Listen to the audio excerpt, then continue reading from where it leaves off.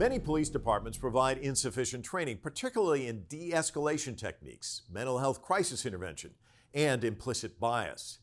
This lack of training can lead to poor decision-making on the part of officers in critical situations.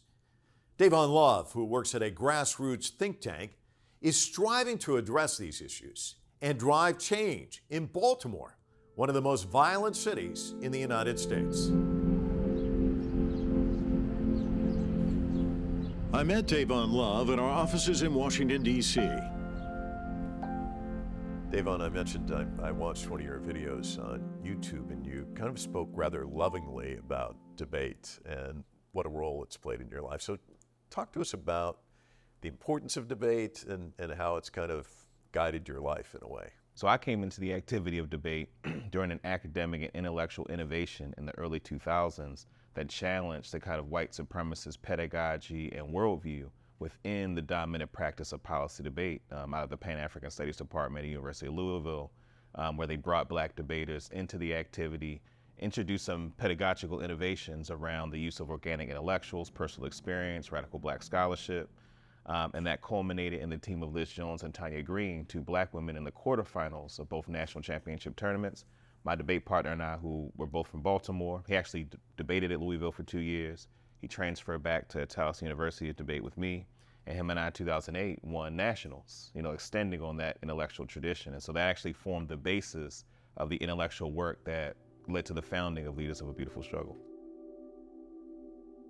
Love is a Baltimore-based political organizer and the director of public policy for Leaders of a Beautiful Struggle, a grassroots think tank dedicated to advancing the public policy interests of black communities. In Leaders of a Beautiful Struggle, when we think of struggle and beautiful, we don't generally, it's like difficult struggle.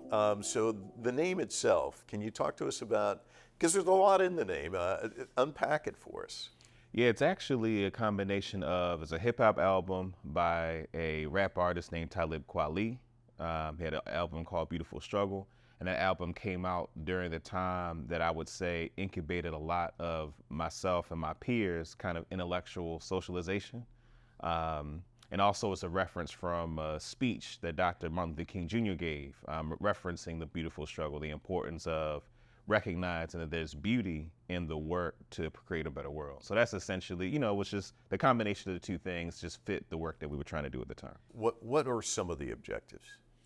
Well, I mean, for us, I talked a lot about like the importance of building institutions. And so institutions in a variety of different arenas of civil society. So one of the things, for instance, that my organization LBS does in Baltimore and in Maryland, that one day we hope to do nationally, is to build a kind of independent black political entity that can advocate explicitly for black people without, one of the quotes I think is really helpful in contextualizing our theory of change. Hubert Henry Harrison is a scholar of the New Negro movement, some folks call the Harlem Renaissance.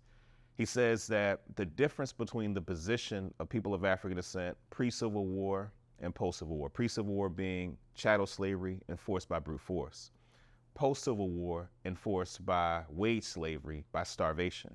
So the same kind of plantation structure of the political economy of the United States maintains today, and that ability to starve people into political submission is part of the challenge that we're dealing with. And so for us, being able to develop an independent black political organization, right, that has the wherewithal to make this system do things that it otherwise wouldn't do, for me, that's one of the objectives, like one of the weapons that we need as a community to break out of the plantation frame that makes us reliant on people for whom their power is predicated off of our denigration. Talk to me about that kind of work and the difficulty of actually moving the agenda in the direction you're describing. That's right. So one of the things that is unique about my organization is that, a lot of organizations with our political sensibility tend not to engage the legislative and political arena. There's a notion, I think rightly so, that is a toxic arena where nothing productive can come out of it. We see the environment of electoral politics, of legislative advocacy, as a battleground for the contestation of power, right? And so it's one of many fields of battle that are important to advance the interests of people of African descent. So for us in Baltimore and the state of Maryland, we see ourselves as a political advocacy organization that can, because of our independent base, are able to advance the interests of Black folks in the legislative arena. One of those areas is the criminal justice system, right? So it's an area where the criminal justice system has been weaponized against people of African descent and other peoples of color in ways that are dehumanizing. And so, for instance, our intervention in police accountability, right, in police brutality. One of the challenges with the kind of society that we live in is that there's a valorization of law enforcement, where the kinds of systemic violence against Black folks is something that is either rendered invisible or legitimized, right? And there's certain notions of inherent criminality of Black people, this notion of inherent criminality that serves as kind of the ideological anchor to justify the kinds of ongoing invisibilized violence, but primarily against working class Black people by law enforcement. And so one of the things that we've advocated for is community oversight of law enforcement, right? So that the community has power over the institution of law enforcement. So a big part of our work has been to push for community oversight of law enforcement as one example of an area of policy that aligns with our worldview and perspective. Former Sheriff's Deputy Sean Grayson has been charged with first-degree murder in the death of 36-year-old Sonia Massey. According to body-worn camera footage, the incident occurred inside her home when she moved a pan of hot water from the stove. Grayson, seemingly fearing she might throw the water at him, responded by firing 3 shots, one of which struck Massey in the face. You've written about Sonia Massey, her death at the hands of police. What does that story tell us? Because there's been so many of these episodes. Why did you find that that was an interesting case to focus on? Yeah, I think for a lot of people, because she was killed in her own house, calling law enforcement to protect her, I think it was a good example to demonstrate the futility of law enforcement as the basis of our security infrastructure, and why it is that Black folks historically have had such a tumultuous relationship with law enforcement. I just thought it was a perfect manifestation of that reality for Black people in the United States. Let me ask you about racism. It's clearly a big, big problem in the United States. It has been, as you point out, for a long, long time. How do you engage people and try and change their perspective, or is it a waste of time, do you think? I mean, it depends. I think that there are some folks that I think will be moved by action that's about challenging the systems that oppress, the Black community. But I think by and large, I think people need to develop an understanding that, if we're serious about addressing racism and white supremacy in this society, then there needs to be investment in Black people's ability to practice sovereignty and self-determination. And outside of that, there is no freedom without that.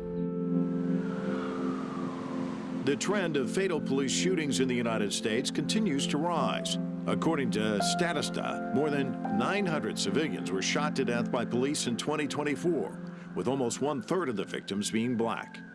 You used the word invisibilized, which I thought was very interesting in that it's invisible, but it's not invisible to you. I mean, this is stuff that you clearly see. So can you talk about these racial disparities, what you're hearing from people in the community, stuff that you've witnessed? Yeah, so the police violence against people of African descent has a well-documented and storied history, even beyond our contemporary moment. So you think about the formation of the Black Panther Party for Self-Defense in October of '66, and you think about one of the first things that the Black Panther Party did were citizen patrols, armed citizen patrols, to observe law enforcement interact with folks in the community as a result of the rampant police brutality that was being experienced in Oakland in the context of the Black Panther Party, but again, a phenomenon that was happening around the United States. So, when you think about the violence of law enforcement, it was visible to us because our community was experiencing it, right? But it brought attention to an issue in a way that really forced the larger society to come to grips with it. We think about our more contemporary moment, before the uprising in 2015 in Baltimore that was the result of the police killing of Freddie Gray. One of the things that, we were hearing in the community was about a lot of the violence that law enforcement was doing. That was something that we were hearing, that I heard, pretty much my entire adult life. The uprising happens, the Department of Justice does a report where they document, systematically all the abuses. And much of it confirms much of what the community had been saying, right? Just, things like, strip searches, right? That were constant. Things like, people just being beat up for, talking back to a police officer, all kinds of things that, and then the deaths, the police killings are things that are the most extreme forms of violence that some happen to, hit the national media. But there's so much violence that happens in some way short of killing that is life altering that the 2016 Department of Justice report illuminated for folks. And so what that did is it provided, in some ways, some of the social scientific data to substantiate the policy thrust that we were pushing for. Because what we said is that, and we continue to say, is that the biggest deterrent to law enforcement abusing Black folks is the ability for Black folks to levy political consequences and economic consequences against those that harm our community. So the focus of community oversight is a direct response to the fact that the community, if there was oversight of law enforcement, would serve as a deterrent to the kind of violence that, again, is often rendered invisible. But again, now we're in a moment where more of these abuses are, in the mainstream, and it's caused more people to investigate in ways that previously wasn't investigated historically. The George Floyd protests are widely seen as a catalyst for the 2020 unrest in the United States. In Minneapolis-St. Paul, the aftermath of Floyd's murder ignited a resurgence of the Black Lives Matter movement, drawing international attention and sparking widespread calls for racial justice. So 2020, Black Lives Matter, we see these global protests. What type of policy changes have we seen as a result of that, would you say? What we were able to do in 2021 was Maryland became the first state to repeal our law enforcement officer Bill of Rights and to implement a form of a police disciplinary process that wasn't satisfactory in terms of epitomizing community control and oversight that we were pushing for, but at the very least has more community and civilian participation in the process of disciplining law enforcement. One of the biggest wins we got was something called Anton's Law, named after a gentleman named Anton Black who was killed by law enforcement on the eastern shore of Maryland.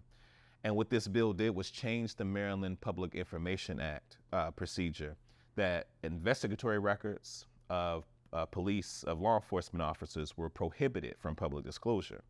What we were able to do in 2021 through Anton's Law is make those disclosures discretionary disclosures, right? So now we could get the investigatory records of law enforcement officers. And that's important because officers typically are able to engage in acts of brutality because they know structurally there's no way for the outside, community to know what's happening, right? But we've been able to do so because there are many, particularly Black-led grassroots organizations that engage in community violence prevention that has led the decline in homicides. And what that proves is that we don't need our apparatus around safety to be centered in the law enforcement infrastructure. Yeah, one of the phrases we heard a lot during the protest, defund the police. What does that look like to you? Yeah, so, one of the things I was, just mentioning about community-based forms of violence prevention, law enforcement, when you think about its role, for me, at best, law enforcement role is to be the last resort. And ultimately, when we think about previous societies that were advanced human civilizations, one of the challenges with the system of white supremacy in our collective consciousness as a society is that we tend not to understand that there were advanced societies that preceded the existing one. And this current society has a prison and police regime that is unparalleled in world history. There have been other functional civilizations that were able to exist that didn't have this police and prison regime. So a part of the work is to look at some of those societies, how they were organized in ways that didn't require the police and prison regime that we have in the society. And so for us, in building on that and trying to think about what would a society look like where we didn't center safety with law enforcement. So the idea is to invest in the community's capacity to provide safety. So if you do a simple thought experiment, you go to a neighborhood association and you ask the question, if I were to get some, gentlemen from the community who were trained to do, mediation, to conflict resolution, to essentially watch over the neighborhood, right? Would you prefer that over law enforcement? The average person would say absolutely they would prefer that. It's just that's often not the option that folks are given when it comes to safety. And so that for me is the crux of what I think the intention was behind the defund kind of placard, the defund banner, was investing in the community's capacity to produce its own safety. So what gives you hope? Well, the history of people of African descent, we brought here, almost 400 years ago, a little over 400 years ago. And many of my ancestors were folks that, weren't able to see the potential of a victory, but still fought, right? And still fought against these major systems, even in the midst of enslavement, colonialism, and societal brutality. And so for me, if they can do what they did to get us here, we certainly can do more to push us past where we are right now. Well, it's great chatting with you. Thanks so much. Right, appreciate it.